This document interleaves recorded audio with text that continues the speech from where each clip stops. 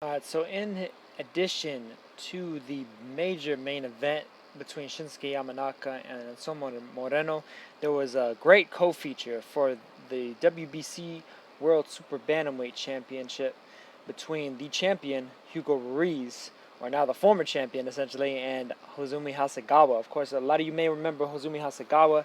He used to be the premier fighter from Japan in the basically the last decade, from about 2006 to about 2010, 2011, and I mean he was reigning pretty heavy there for a little while until he had a unifier with Fernando Montiel at the time. Both were champions.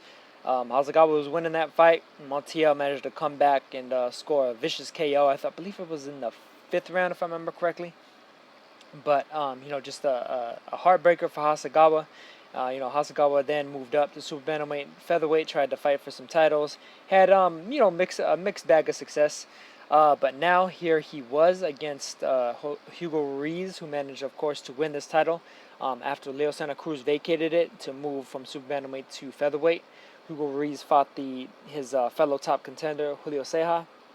Ceja managed to knock out Ruiz in the first fight that they had in the fifth round after initially dropping Ceja. But Ceja and Ruiz rematched, and in the first round of their rematch, Hugo Ruiz dropped Ceja heavy with a big right hand. Ceja wound up injuring his ankle on the way down. He was really in no shape to continue. Ruiz wound up stopping him on his feet, and here he was against Hasegawa. He would kind of avoided the third fight with Ceja, in favor of the bigger money. But in spite of what looked like a low risk, high reward type fight, it didn't turn out that way because Hasegawa wound up breaking his nose, or appearing to break his nose at least, and forcing Hugo Ruiz to retire on a stool after the ninth round in what was a pretty competitive, action packed fight. Like I mentioned before, in the first round, there was a clash of heads. It appeared as though Ruiz's nose might have been broken from the clash of heads, because you could see there was immediate blood coming down from the bridge of his nose, and there was a lot of swelling there that got really grotesque as the fight poured on. Hasegawa, to his credit, in spite of the fact that he got point taken away for the foul, which is standard for the WBC rules. If you wind up cutting your opponent off of a foul, that's an automatic point deduction. I guess they're trying to even off the odds of that cut getting further damaged and actually causing you to lose a round. But Hasegawa wound up just repeatedly aiming right for that nose. He just was aiming for that nose with the left hand, and he managed to catch him several times. Going through 4 rounds, I noticed that because WBC has open scoring, that Hugo Ruiz was actually up on 2 cards. Hasegawa was up on the third card. It was a very close fight all the way throughout. The two of them were trading some pretty good shots. Hasegawa is formerly known as one of the fastest fighters in the sport. Very, very quick hands, and he still has quick hands. Even at the age of 35. Even as a veteran, he definitely hasn't slowed down very much, if at all. And he has a lot of. He's definitely developed some more craft as well to go along with that speed. So he doesn't necessarily just use all athleticism and no technical timing. Which can get you into trouble sometimes.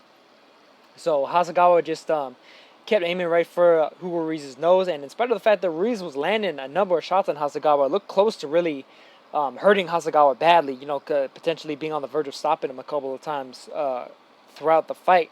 Eventually, Hasegawa just, the fact that he was fighting back so fiercely, he did more damage to Hugo Ruiz's nose.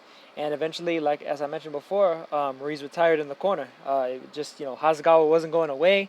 I'm guessing that Ruiz was probably having some trouble breathing through what appeared to be a broken nose. That was pretty badly swollen, and like it looked like almost like the bone was like sticking in a way where it was like mushed in half. It was pretty ugly, pretty nasty looking. But Hasegawa did the damage, and he definitely took advantage of a situation that was going to be of a benefit to him.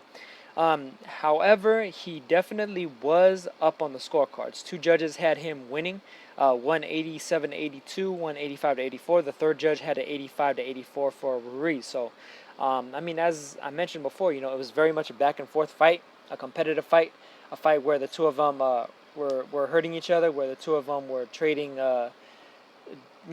good blows and stunning each other in a manner where it's just a solid fight. Some not too dissimilar to the Yamanaka Moreno fight, albeit without the knockdowns. But with that, Hasegawa is now the WBC Super Bantamweight champion.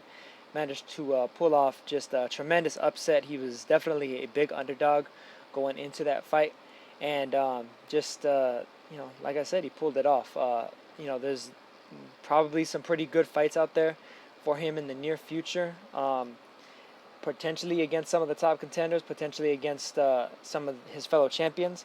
Although I do know that both Julio Ceja, of course, the former champion, considering he had beat Ruiz in the first fight, as well as Ray Vargas, who is the #1 contender, are both definitely waiting on a shot in order to try and get that WBC title for themselves. And then, of course, there's also Gavin McDonald from the UK, who's those are basically the top three of the WBC at Super Bantamweight at the moment. Ray Vargas #1, Gavin McDonald #2, Julio Ceja #3. And so it's most likely that Hasegawa's next fight is going to come against one of those three.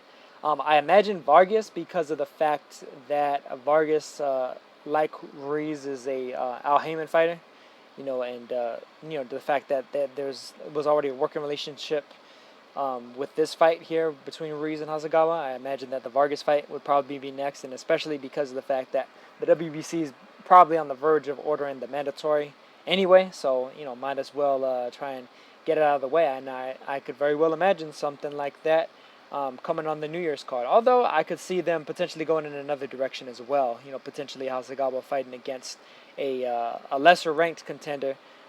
In the meantime, like maybe a little bit of a victory lap, so to speak, for him re-winning another title, becoming another big star once again. But regardless of how it goes, I think Hasegawa is always going to be a fun fighter to watch. Very interesting to see who he winds up fighting next. Of course, for Hugo Ruiz, very tough loss. But he's a guy that, should he come back at super bantamweight or even featherweight, I think he's always going to be fighting against top-tier level opposition.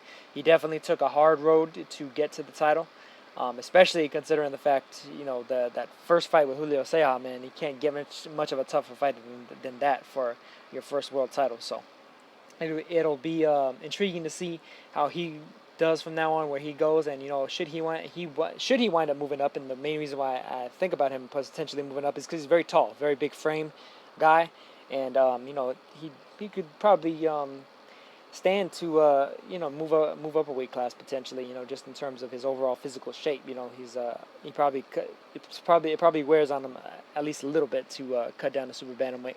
Although many guys are different, and we may see him at super bantamweight for many years to come as well. Either way, he'll definitely be a top tier level operator at whatever weight class he competes at. He's a very good fighter, but he just came up short here against a crafty veteran with a lot of skill and a lot of talent in Hasegawa. And that's just a great win for Hasegawa, and I think that's going to do it for me on this one. As I did with the Yamanaka fight, Yamanaka and Moreno, I'm going to put the link in the description. I hope you guys check it out and enjoy it. So catch you guys in the next one. Peace.